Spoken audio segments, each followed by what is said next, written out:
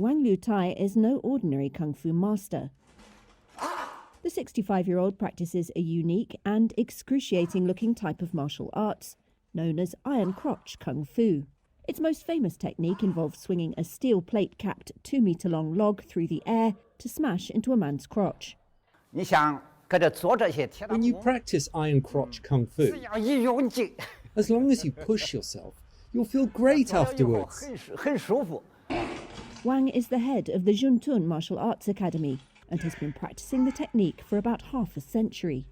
He has 2 children and insists that with the correct technique and plenty of practice, it doesn't hurt the practitioner or harm fertility. Please don't worry about this. We've done a lot of training. Now we have over 1,400 people in our village. If practicing this damaged this part of the body permanently, then over time, no one would do it. With this, the more you practice, the stronger you become. Without such practice, who would dare practice iron crotch kung fu? It takes practice. The method we use is, internally we practice breathing, externally we practice muscles and bones. Swinging an 88-pound tree trunk into the crotch is just one aspect of the practice.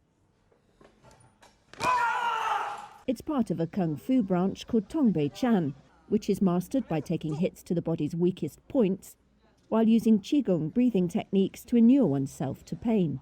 The idea being that once you can take a whack to the crotch, you can pretty much take anything. It also encompasses attack techniques and resisting pressure.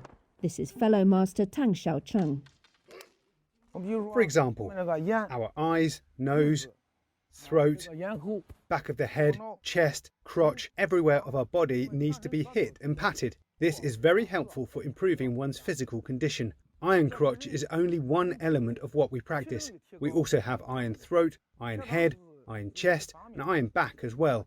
After completing all the necessary training and study, you can reap the physical rewards. So what we practice is not just iron crotch.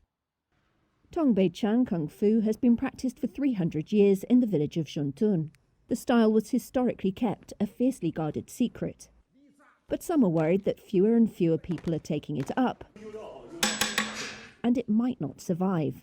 Tang says there were once about 200 regular Tongbei Chan practitioners. Now there are just over 20.